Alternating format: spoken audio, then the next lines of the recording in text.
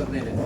Todos ya me conocen, yo soy Andrés Felipe Cristóbal Pachón y hoy vamos a trabajar un poco acerca de estas primeras etapas de la producción de energía. Paren de hacer bulla, por favor. Entonces, comencemos con este tema que ustedes ya conocen muy bien y solamente quiero decirles que vamos a ir tal vez un poco más allá a lo que son las 10 reacciones. Listo, ya se lo estaba transmitiendo a muchos de los que muy juiciosamente vinieron a hablar conmigo, y es que no me interesa que ustedes se queden con esas 10 reacciones de la glicólisis. Eso no les sirve a ustedes para la medicina, o sea, ustedes no van a salvar vidas conociendo las 10 reacciones. Piensen en eso, ¿listo? Piensen en la trascendencia de esto, ¿ok? Entonces, por favor, identifiquen, traigan todas las preguntas, hagan todos los comentarios, aporten todo el conocimiento que tengan, ¿listo? Y así va a ser mucho más provechoso. Uy, caramba, 9:15 ya, bien. Entonces, de todo ese mapa metabólico que tenemos allí, que iremos tomando y desenredando, pues vamos a empezar con el primero de ellos. Esa vía que va de glucosa a piruvato.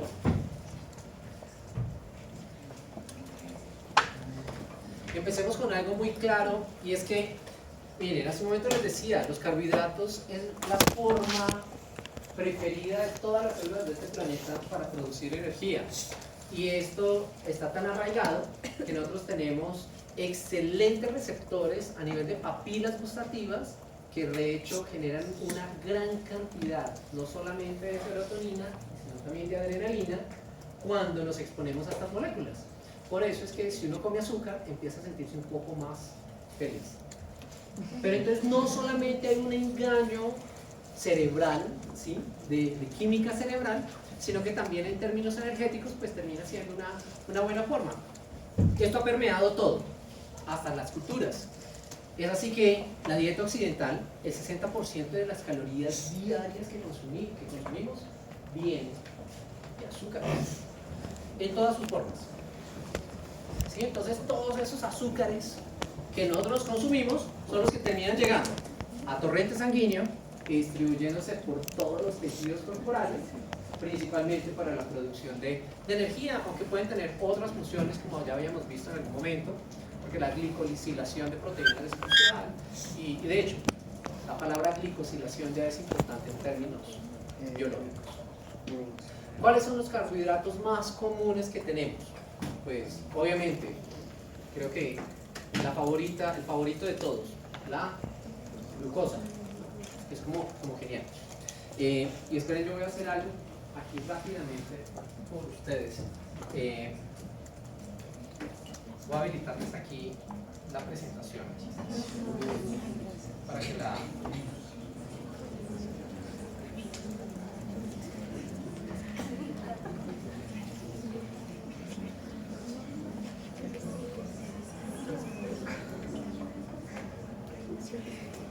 Ya está visible la presentación.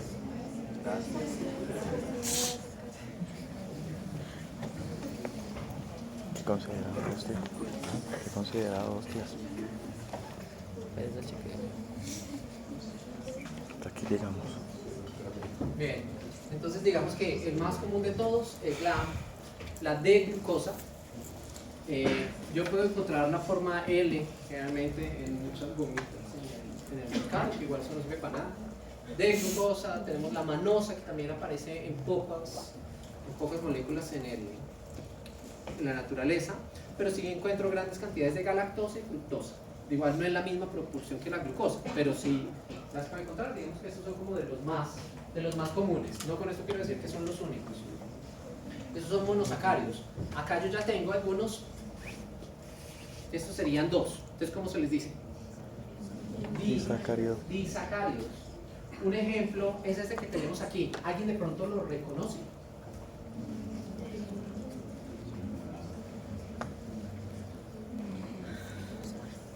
Este es fructosa con glucosa, que se conoce como... ¿Cómo? No, como sacarosa. ¿Listo? Este es glucosa con galactosa, que se conoce como No hay ningún inconveniente si no lo recuerdan. Esta es la lactosa.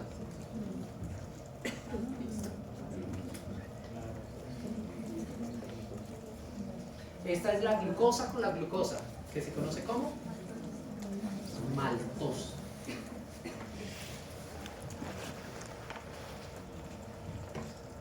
Muchas glucosas pegadas, ¿sí? Que ya es un polisacárido, ¿cierto? Entonces, ese montón de glucosas pegadas, generalmente así es como se van formando estructuras mayores, que si viene de un vegetal, ¿cómo se le dicen ese montón de glucosas pegadas? Almidón, muy bien, almidón. Pero si viene, esas glucosas pegadas vienen de origen humano, bueno, animal, mejor, ¿cómo se le dice? Glucógeno. Entonces, dependiendo del origen, obviamente eso va a generar una configuración diferente. Solamente como por mencionar, miren, aquí ya está mucho mejor esas ramificaciones que se van formando para el almidón, para el glucógeno. Aquí esta ya es una isomaltosa, que esta es como la base de muchas fibras vegetales. Ya el enlace termina siendo no alfa sino beta, que es lo que hay en los vegetales para formar la fibra, la estructura de estos, que son solo glucosas. ¿Alguien lo recuerda? Celulosa, muy bien, celulosa. No comemos celulosa, no tenemos la capacidad bioquímica para romper esto. ¿Listo? Entonces, no vale la pena comer pasta. Básicamente, lo único que van a hacer es heces verdes, no hay más. O sea, eso no se rompe, sigue derecho. Y la microbiota sí puede hacer algo. Bien.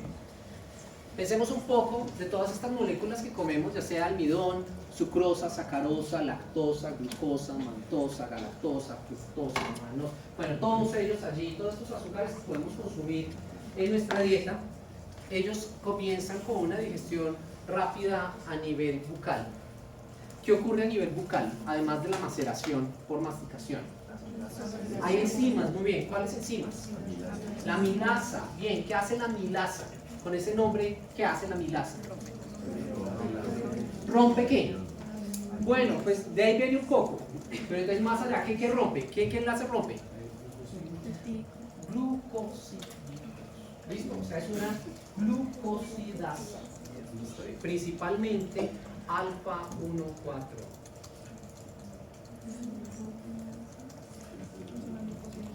Es una glucosidasa.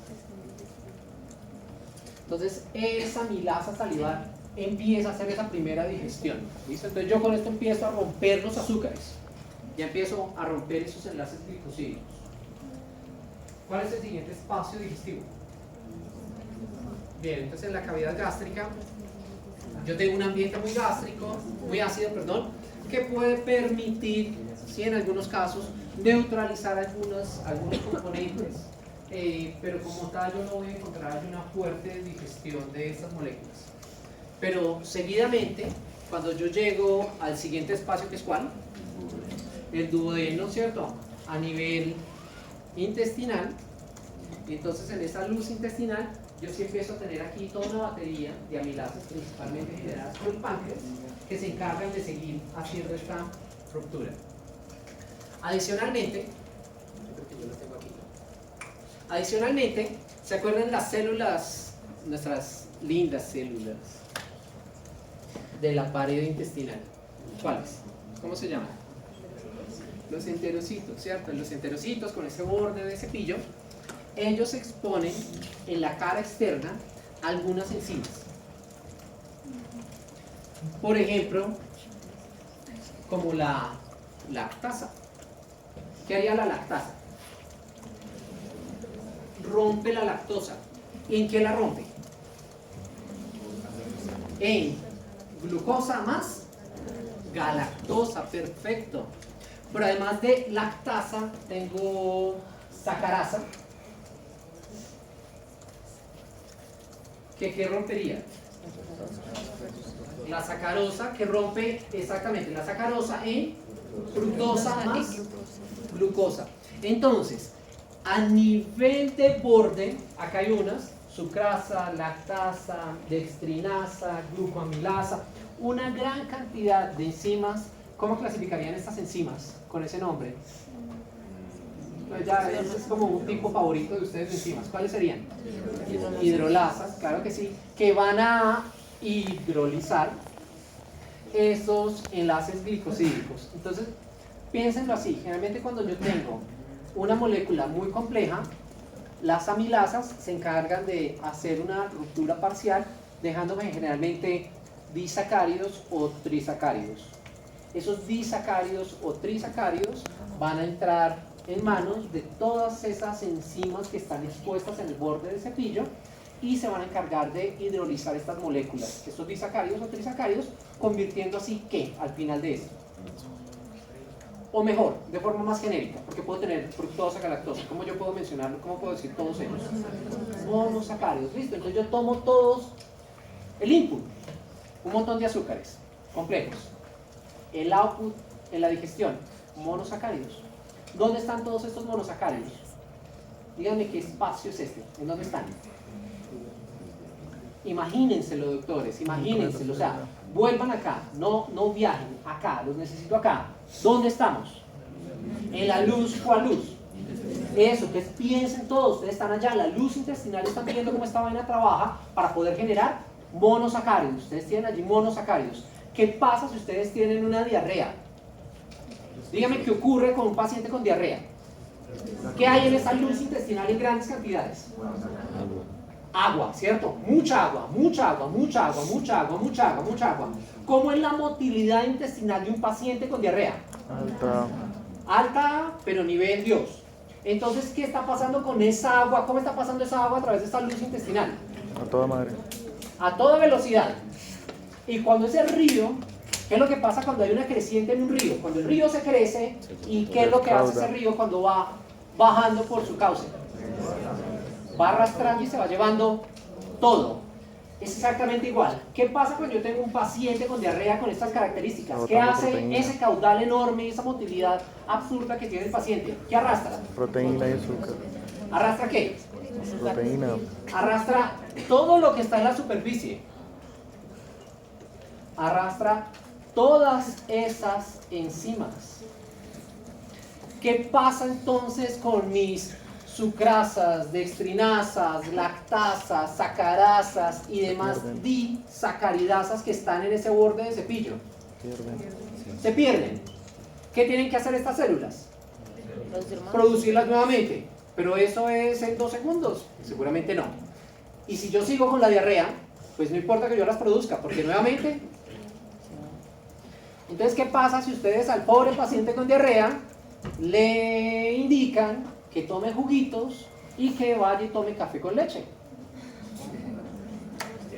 ¿Qué va a pasar si la persona empieza a tomar a comer frutas?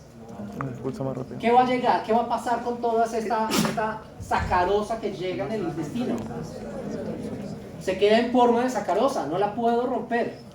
Y entonces lo único que va a ocurrir es que luego las bacterias, mi microbiota, se va a encargar de coger esa sacarosa, esa lactosa y todos estos azúcares, degradarlos, pero ellos no los degradan en monosacáridos. Ellos se lo comen para ellos. Entonces lo que produce esto es básicamente CO2 e hidrógeno. ¿El CO2 en qué forma está? En gas, ¿cierto? Ahora imagínense un intestino lleno de CO2. Y si además de eso, yo ya tengo un episodio diarreico.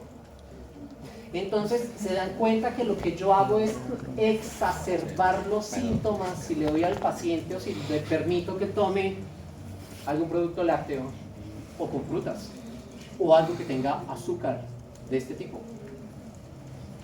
Tengo que darle monosacáridos, ¿cierto? Yo no le puedo dar nada complejo porque le voy a exacerbar los síntomas. Entonces piensen, esto no se queda aquí en esta clase, esto sigue.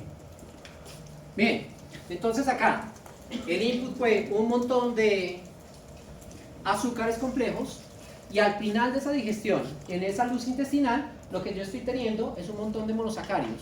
¿Cuál es el principal monosacárido de la dieta? ¿Cuál? La glucosa. Deme otro, doctor. Bien, fructosa, más concentrado, los necesito acá. Listo, no se duerman. ¿Qué hago con todos esos monosacáridos en esa célula en borde de cepillo? Muy bien, ¿cierto?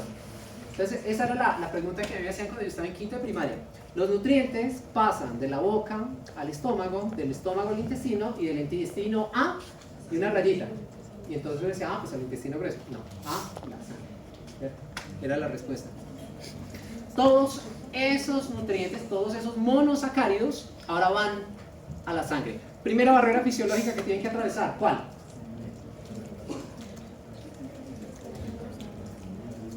Perfecto, membrana plasmática del enterocito. ¿Cuál membrana? La apical. Muy bien, entonces acá yo tengo mi región apical y tengo, aquí está la primera membrana. ¿Cómo se supera ese desafío, doctores? Transportadores, muy bien, o sea, ¿los azúcares se difunden a través de la membrana? No, no se difunden. Necesito un transportador. Menciónenme los 3 tipos de transportadores que tenemos en la naturaleza. Vamos desde el más sencillo, ya, muy bien lo que dijeron. Vamos con el más sencillo, ¿que es cuál? No, ese es más complejo. Más sencillo. Antiporter. Bueno, alguien que lo recuerde. El más simple que sin porter es cuál. Muy bien, uniporter, sin porter y antiporter, ¿cierto? Entonces tenemos aquí los 3 transportadores. Principalmente voy a utilizar aquí 2 transportadores, uniporter y sin porter. ¿Cuál es la característica de los uniporter? Volviendo otra vez a las clases del semestre pasado. ¿Qué hace un uniporter? Muy bien, transporta una molécula. ¿Qué hace un sin porter? Entra y saca. Al menos 2 moléculas, pero hay algo más. En la misma dirección. ¿Y el antiporter? Como mínimo 2 moléculas, pero en direcciones opuestas. Ojo, uniporter, sin porter y antiporter hacen transporte pasivo o activo. Siempre es transporte. ¿Qué significa? ¿Cuál es la diferencia entre, o bueno, qué es transporte activo y por qué uno dice que es transporte pasivo? ¿A qué hace referencia a eso? A la energía, o sea, al ATP, ¿cierto? Sin porter, uniporter y antiporter, todos ellos hacen un solo tipo de transporte. ¿Pasivo o activo? Pasivo. Todos ellos solamente hacen transporte pasivo. ¿Listo? Todos ellos solamente hacen transporte pasivo, o sea, no gastan aquí energía en forma de ATP. Bien. El principal, por eso las bombas, muchos decían como, la bomba. No, una bomba no es un antiporter. ¿Listo? Una bomba es una bomba, pero no es un antiporter. Bien, entonces ahora miremos aquí. ¿Cuáles son los principales transportadores allí involucrados? Entonces yo tengo varios tipos de uniporter, pero todos de la misma familia. La familia GLUT. GLUT. ¿Listo? Que son, básicamente, eso significa como transportadores de glucosa. ¿Listo? Entonces son los GLUT. Hay una gran cantidad de GLUT. ¿Qué hacen estos GLUT? Mueven monosacáridos. Transporte pasivo. Entonces, si es transporte pasivo, ¿cómo tiene que ser ese movimiento? A favor del gradiente, ¿cierto? O sea, ¿qué significa ir a favor del gradiente, doctores? Muy bien, de donde yo tengo mucho a donde hay poco. ¿Listo? Entonces, yo ya empiezo por ahí. Por ejemplo, acá yo utilizo el GLUT 5. Ese va a mover de forma pasiva, va a hacer que la fructosa se mueva de forma pasiva. Eso quiere decir que donde hay mucha glucosa, en la luz intestinal, y donde hay poca fructosa, en el líquido del enterocito, ¿cierto? Entonces por eso yo lo muevo fácilmente hacia el líquido. ¿Listo? Así yo puedo mover glucosa y fructosa y una gran cantidad de manosas, sino que es muy raro que aparezca también en la naturaleza.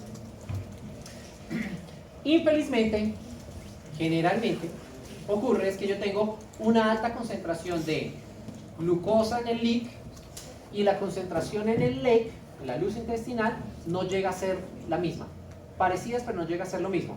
Entonces, moverla a través de un uniporter, la glucosa o la galactosa, se hace muy complicado. Por eso, entonces, empiezo a utilizar sin porter. El consumo de sodio en nuestras dietas es bastante alto. Pero no sé si ustedes recuerden cuál es el principal catión del LIC. Puede ser. El potasio. Mientras que el sodio tiene una concentración bajísima. Entonces es muy lógico que yo siempre tenga grandes cantidades de sodio en el LEC y muy bajas concentraciones en el LIC. ¿Cómo se mueve entonces de forma pasiva el sodio? ¿De LIC a LEC o de LEC a LIC? De LEC a LIC. Y con la energía que yo genero en ese movimiento, arrastro a la glucosa o arrastro a la galactosa. ¿Listo? Entonces yo hago un transporte pasivo, pero entonces ahora aquí utilizando dos moléculas. Es un sistema de syn-porter. ¿Cuál es el principal syn-porter? Entonces el de sodio-glucosa, T1.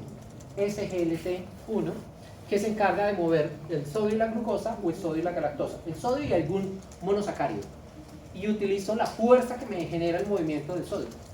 ¿Sí? Que ahí es un gran gradiente y con esa energía arrastro la otra molécula. Así puedo llevar entonces estas moléculas al interior. Primera barrera fisiológica, la membrana apical del enterocito. Superada. Ahora, ¿dónde estamos? Estamos en el LIC del enterocito, ¿cierto? Estamos en el LIC. Segunda barrera fisiológica. La membrana basal, perfecto. Viene la membrana basal del enterocito, listo. Entonces ahora, ¿cómo son las concentraciones de glucosa y galactosa en este LIC? Posiblemente altas. Mucho mayores de lo que encuentro al siguiente. ¿Qué es lo que hay aquí? ¿Cuál es este líquido? Intersticial, el LI, ¿cierto? Este es el intersticial. Recuerden cuáles son los dos líquidos del LEC. El plasma y el intersticio. Perfecto, muy bien, doctores. Entonces acá yo tengo una baja concentración de glucosa y azúcares en el LIC, en el líquido intersticial, y es más alta en el LIC. ¿Cómo muevo entonces estos azúcares? Con un uniporter sencillo, ¿cierto? Haciendo mi movimiento pasivo. Generalmente, ¿cuál es ese uniporter? El GLUT2. Bien. Para equilibrar mis concentraciones de sodio, recuerden que el sodio tiene que ser bajo a nivel intracelular. Entonces, ¿qué es lo que hago? Como me está entrando grandes cantidades de sodio aquí, lo empiezo a extruir de la célula. Pero, ¿cuál es el principal catión del LEC? El sodio. O sea que las concentraciones de sodio en el LEC son ¿qué? Muy altas. De pronto, solo por casualidad, este sí no tiene por qué recordarlo, pero ¿alguien recuerda los valores? 140, más o menos 5, ¿cierto? O sea, es bastante alto. Entonces, ¿cómo yo tengo que mover el sodio del LIC al LEC? Tengo que utilizar ahora sí una bomba. ¿Qué tipo de transporte hace una bomba? Transporte activo. Entonces, por eso es que, y así es como yo mantengo la concentración de esos iones más o menos estable. ¿Listo? Ahora bien, por difusión, yo ya puedo tomar esos azúcares que están en el líquido intersticial y atravesar la siguiente barrera fisiológica, que es ¿cuál? ¿Cuál es la siguiente barrera fisiológica? La pared. Muy bien, la pared capilar. La pared capilar.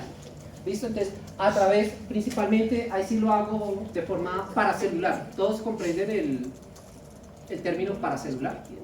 Paracelular quiere decir entre las células. ¿Listo? Yo tengo una célula y tengo otra célula aquí. Entre ellas, ese espacio que queda, por ahí pasan los monosacáridos. Paracelular. Entonces no estoy atravesando una membrana, sino que estoy atravesando entre las dos. Se va metiendo y por ahí va pasando, a través de esa pared. Yo tengo igual algunas moléculas que permiten esto para poder llegar al plasma. ¿Cuáles son los vasos sanguíneos que están allí? Principalmente. ¿Qué capilares son esos? ¿De quiénes?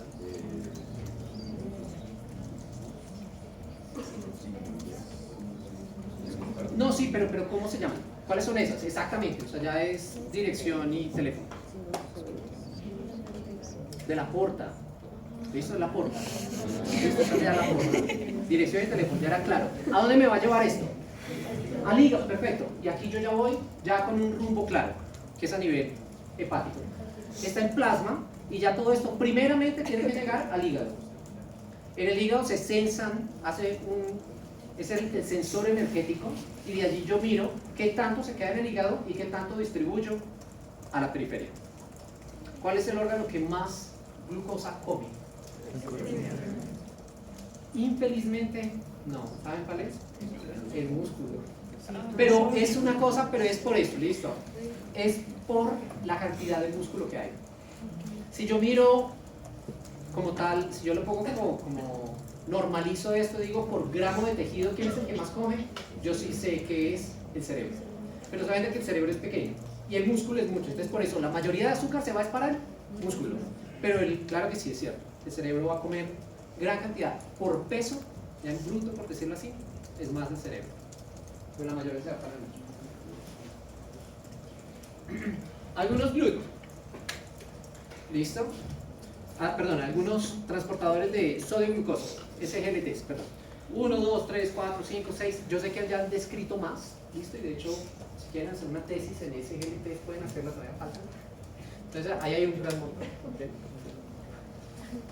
¿Dónde están distribuidos? Por diferentes tejidos. Bien, entonces, digamos que cada tejido termina teniendo una isoforma de SGLTs, ¿sí? Que lo hace que sea más específico. El SGL3, por ejemplo, que está en testículo, músculo, intestino, es muy importante. Hay unos en corteza renal, que cuando tienen problemas de transportador genera algo que se conoce como glucosuria familiar. ¿Qué significa la palabra glucosuria? Okay. Presencia de azúcar en la orina. ¿Eso es normal? No. La verdad, debería haber trazas, pero nunca puede estar elevada. ¿Ustedes se acuerdan cómo hacían los? No tiene por qué. Ya he leído eso todavía, pero ¿cómo los galenos se encargaban de diagnosticar la diabetes? Entonces, o miraban las hormigas a dónde llegaban a comer, o si no tenían esa opción porque todo el mundo orinaba en el mismo lugar, orinaban en el charco, entonces iban y tomaban orina de los pacientes. Digamos que se ha dignificado un poco más la medicina, solo un poco, ¿no? Obviamente, alteraciones de SGLT1 pues van a generar una mala absorción de glucosa. Ojo, pero esas pueden ser deficiencias, nunca ausencias. ¿Listo? No hay ausencias. No hay ausencias, son deficiencias.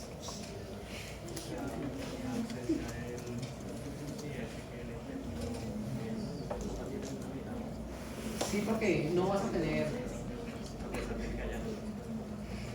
Sí, porque es el propio del intestino. ¿Sí? Entonces va a ser incompatible. Algunos GLUT, miren, ya van en la familia 11 y yo sé que todavía siguen saliendo más. Y ellos están relacionados con diferentes moléculas de movimiento y obviamente con cada tejido. A ver, de pronto, bueno, GLUT3 que es propio de cerebro. Uno de los que más nos interesan es el GLUT2 porque es a nivel hepático y tiene baja afinidad. Entonces él solo transporta glucosa cuando la glucosa es muy alta. Entonces esto es un excelente sensor. Si yo tengo poca glucosa, el hígado no come glucosa. ¿Para qué el hígado toma la glucosa de la sangre? O sea, ¿para qué? Para almacenar. Esa es la función del hígado. Y cuando uno almacena, ustedes cuando guardan en el banco, cuando tienen mucho o poca plata, ¿cierto? Entonces es lo mismo. Solamente almaceno cuando tengo altos niveles de glucosa. Por eso es que él tiene una... O sea que para él poder empezar a trabajar necesita que haya mucha glucosa en el medio. De lo contrario no trabaja. Entonces esto también es una forma en que equilibro las cargas. Así yo sé que el hígado, o sea, solamente el hígado va a almacenar glucosa cuando haya mucha glucosa disponible en el sistema, de lo contrario no. GLUT4 digamos que va a ser nuestro punto de trabajo principalmente porque él tiene una actividad dependiente de hormonas. ¿Listo? Entonces, él solo se expone dependiendo de la insulina. ¿Listo? Que es el más que les pongo ahí la crucecita. Está el músculo esquelético, adiposo. El GLUT5, a ver, creo que además de estos, el GLUT5 también puede estar en los espermatozoides, en la membrana de los espermatozoides. De hecho, el metabolismo de los espermatozoides es realmente interesante. Ellos solamente comen fructosas y fosfato para producir energía. Es diferente el metabolismo de ellos.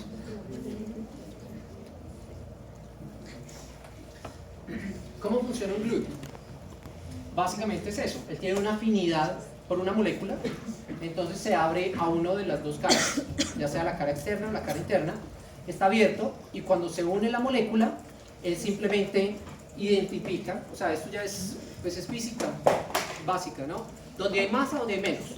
¿Listo? Y entonces él simplemente se cierra al lado donde hay más y se abre hacia el lugar donde hay menos concentración de esa molécula. Y así es como va pasando del estado 1 al estado 2. Entonces así él va permitiendo el transporte de moléculas de un espacio a otro. ¿Listo? Así puede atravesar estas barreras fisiológicas que estábamos hablando. Así es como funciona el gluten. Algunas moléculas interesantes que pueden tener efectos sobre la eficiencia, sobre el trabajo de estos elementos que hemos visto en la glicólisis, puede ser esta hormona, la insulina. La insulina está formada por estas dos cadenas. Listo. Entonces tiene estas dos cadenas. Si se dan cuenta, son poquísimos aminoácidos. No sé si ustedes recuerdan mi clase de proteínas. Lo más probable es que ya no, pero cuando hablábamos de proteínas, yo les decía que para que fuese una proteína, ¿cuántos aminoácidos debería tener? Muchos, como más de 100. La insulina es tan pequeña que ha sido siempre un punto de debate. Si uno puede decir que la insulina es un polipéptido o una proteína. Porque si ustedes se pueden contar los aminoácidos de la insulina, realmente son muy pocos. Y la cadena A y la cadena B están unidos por esto. ¿Qué es esto? Puentes disulfuro. Los puentes disulfuro están allí, que eran importantes para la cadena terciaria. Miren, la insulina es una sola cadena polipeptídica, inicialmente. Así es como se produce. Se conoce como la preproinsulina. Así es como nace, una preproinsulina.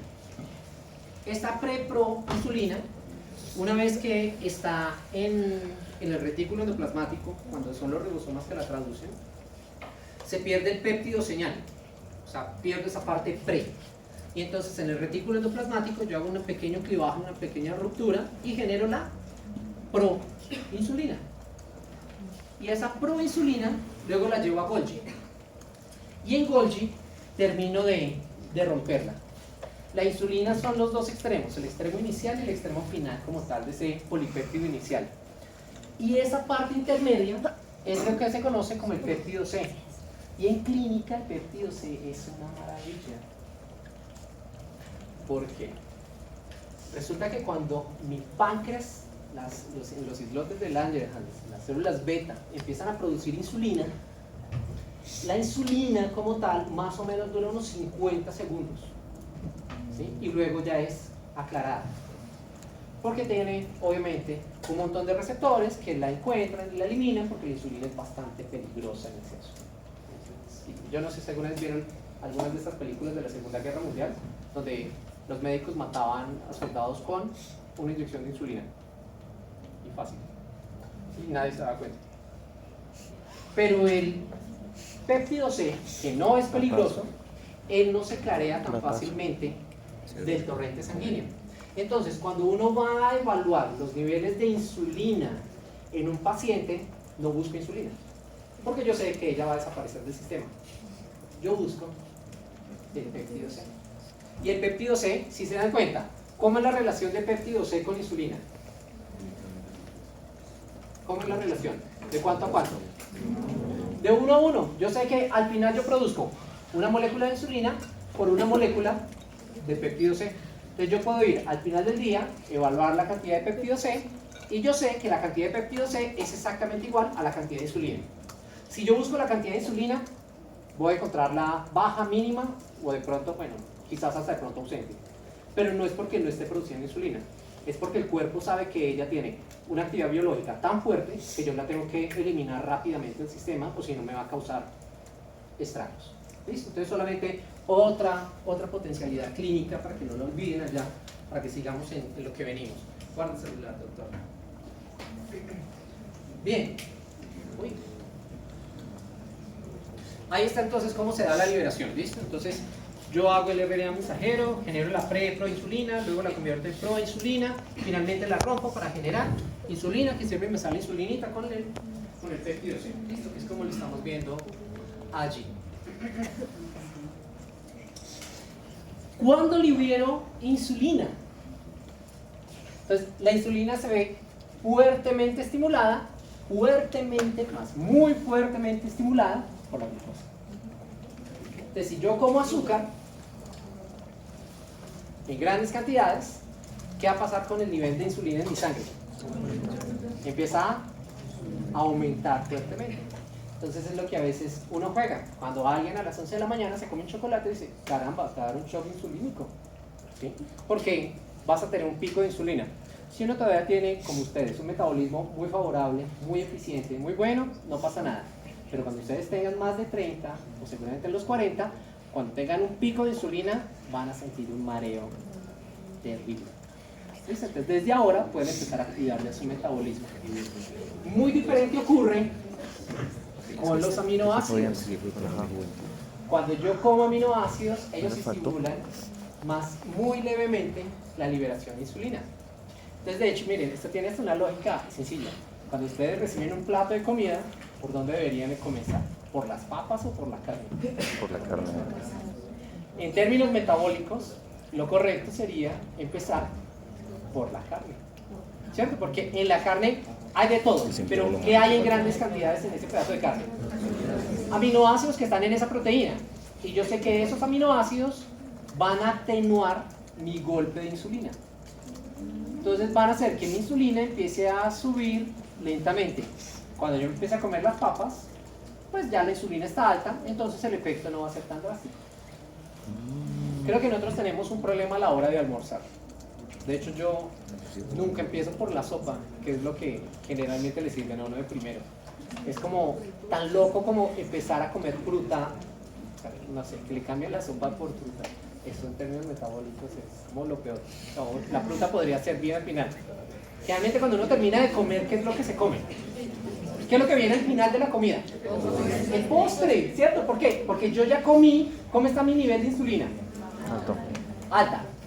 Y me como un postre que está lleno de azúcares, pues ya está alta. ¿Qué efecto va a tener? Mínimo. No pasa nada. Ustedes se comen un postre después de almorzar y no se marean. Pero si comen el postre al inicio y tienen mucha hambre, posiblemente se mareen, porque van a tener un shock insulínico con todo. Entonces todo tiene sentido. Doctor, por fin, oiga, después de todo lo que hemos hablado, y esa apenas la primera pregunta para interrumpir la clase, Dios santo. Han cambiado. Sí. Sí.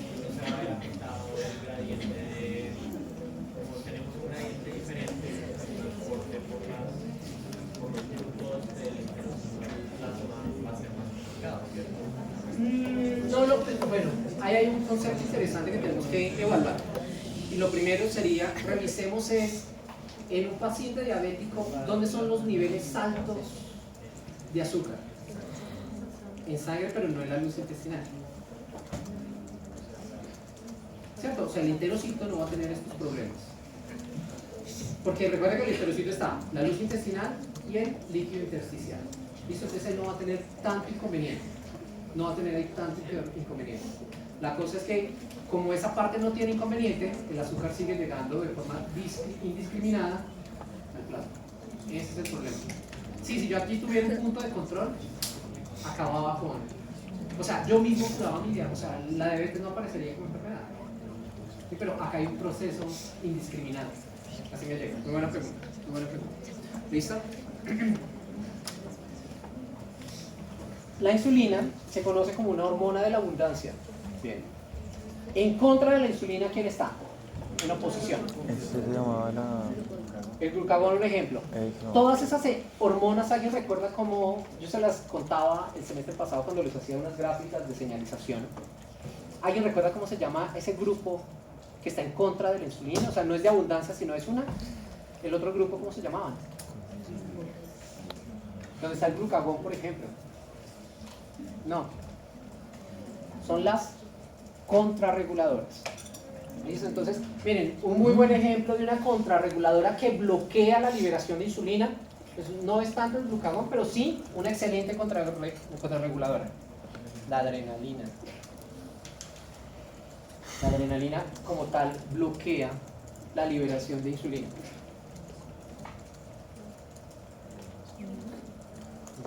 Entonces, evita que los niveles de glucosa aumenten en sangre. Los va a mantener siempre bajo, o sea, va a evitar que salga glucosa. Ellos tienen una particular diferente. Miren acá esta gráfica aquí muy rápida. Comemos en el punto cero. ¿Listo? que es la línea, ¿listo? Más o menos media hora de comida. ¿Listo? Empezamos a comer. Cuando empezamos a comer, ¿qué pasa con los niveles de glucosa? Tiene sentido, ¿cierto? Aumentan. ¿Su pico máximo es cuándo? Salud. Ah, yo me acuerdo de esto. ¿Cuándo es el pico máximo de glucosa? Durante. Más como al final. ¿Cuando termine de qué? Cuando termine de hacer qué. Digestión. ¿De qué? De digestión. Entonces mejor. Más que ¿cuál es la parte final de la digestión que acabamos de ver? ¿Qué fue lo último que les mostré? ¿La qué? La absorción. Recuerden, miren. O sea, lo acabamos de ver. Lo último que yo les mostré fueron los GLUT y los SGLTs. Fue lo último. Ahí se acabó la digestión. O sea, lo último es la absorción.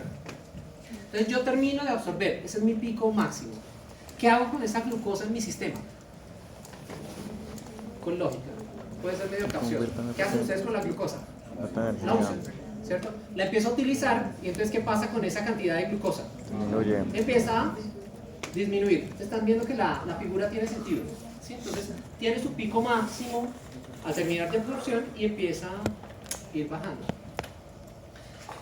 Para yo liberar insulina necesito de glucosa. Entonces, una vez que como y empieza a ingresar glucosa al sistema, mi insulina empieza a subir, siendo su pico máximo, obviamente, al final de la comida. ¿Qué es lo que yo puedo hacer y qué era lo que yo les decía hace un rato cuando hablábamos de los aminoácidos y de cómo distribuir una comida? Pues simplemente que este pico no tenga una pendiente tan elevada, sino que yo la pueda ir haciendo un poco gradual, ¿sí? Que esa es como la idea. Pero bueno, ¿qué pasa después? Como yo veo que la cantidad de glucosa en sangre va disminuyendo, obviamente la insulina en sangre va a empezar a disminuir. ¿Listo? Entonces tiene mucho sentido. Por otro lado, la hormona contrarreguladora, ¿sí? Abundancia, contrarreguladora. En este caso el glucagón. El glucagón va a mantener los niveles altos de azúcar en la sangre. ¿Listo? Entonces va a liberar azúcar, va a hacer que llegue azúcar a la sangre. Entonces, antes de comer yo voy a tener glucagón, pero cuando yo como ya empieza a llegar azúcar exógeno, o sea que el glucagón tiene que parar de funcionar, tiene que dejar de ser producido y desaparece el glucagón. Entonces, las posiciones de insulina y glucagón tienden a ser opuestas. ¿Listo? Cuando uno tiene un pico, el otro tiende a disminuir completamente. En este momento no sé cómo están los niveles de hambre. Seguramente eso está correlacionado con los niveles de glucosa.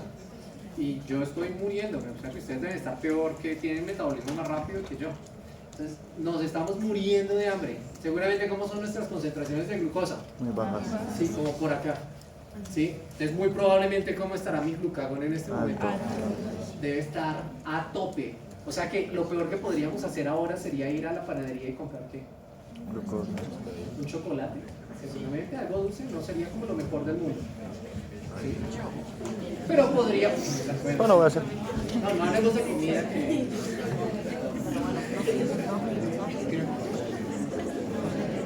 Nos piramos. Tranquilos que ya los voy a dejar ir. Luego terminamos la clase.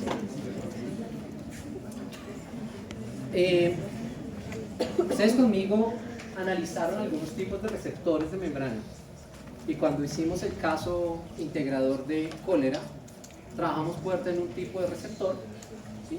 Que era principalmente aquel que era de proteínas G, que eran 7-TM. Y opuesto a la proteína G, a los 7-TM, yo tengo los receptores tirosinquinasa. Estos RPTKs, los RPTKs, ¿sí? Son gemelos, son duplos, y ellos son los que se asocian como ligando a la insulina. Entonces la insulina no puede unirse a un 7-TM, sino que tiene que unirse a un RPTK. Por ende, el glucagón sí se une a un 7-TM, ¿listo? Entonces así van vías opuestas. Cuando una se activa, la otra se apaga. Cuando la otra se activa, esta se tiene que apagar, ¿listo? Entonces son como las dos posiciones, un RPTK o el 7-TM, ¿listo? Entonces luego jugamos con el glucagón. Ahora juguemos rápidamente, pero va a ser muy rápido con la insulina. Entonces la insulina utiliza un RPTK. Es un receptor proteína tirosin quinasa. Si yo digo quinasa, ¿qué quiere decir? ¿Que transfiere qué? Fosfatos, listo. Y si dice tirosin quinasa, es que transfiere fosfatos ¿a dónde? A la tirosina. Listo, eso quiere decir tirosin quinasa. Entonces, este receptor transfiere fosfatos entre las quinasas y así se activa. Pero solo se activa cuando la insulina llega y se une. ¿Listo? Ligando, receptor. La insulina se libera, activa su receptor y este receptor genera básicamente la activación de unas proteínas opuestas a las que se activaban en la cascada del 7-TM. ¿Alguien recuerda cuáles eran las proteínas que se activaban en la cascada del 7-TM? Cuando veían allá el caso de cólera, ¿cuál era la que se activaba? ¿Cuál? Sí, pero más al final, que era la que en últimas terminaba siendo el problema de todo. La PKA. ¿Qué era PKA? Proteína quinasa. Entonces acá no se puede activar una quinasa. Entonces, ¿qué se debe activar? ¿Qué sería lo opuesto a una quinasa? ¿Qué sería lo opuesto a quinar? Seguro que no son preguntas que ustedes no puedan responder. ¿Qué es quinar? ¿Cómo? Fosfatar. ¿Qué? Quinar. ¿Cierto? Quinar es transferir ¿qué? Con un fosfato. Entonces, ¿qué sería lo opuesto de quinar? De quinar, no. Pero sí, algo así como quitar el fosfato, ¿cierto? O sea que si yo tengo una quinasa, en opuesto a una quinasa estará una fosfatasa. ¿Listo?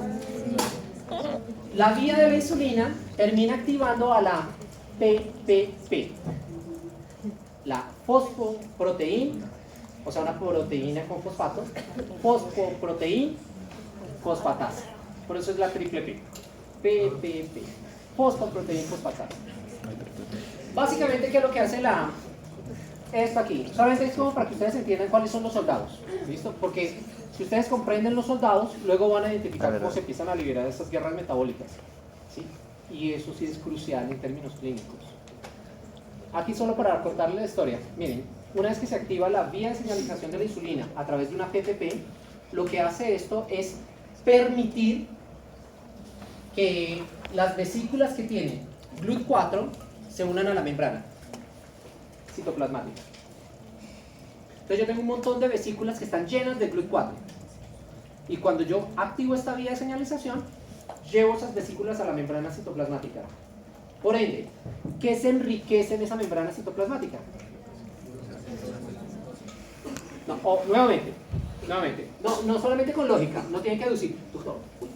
Ya vamos de salida. Solamente póngale lógica.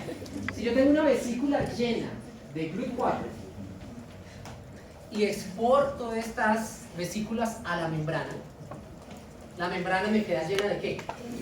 De GLUT4. ¿Y GLUT4 para qué me sirve? ¿Para transportar qué? Glucosa. ¿De dónde a dónde? La luz Del LEC al LIC.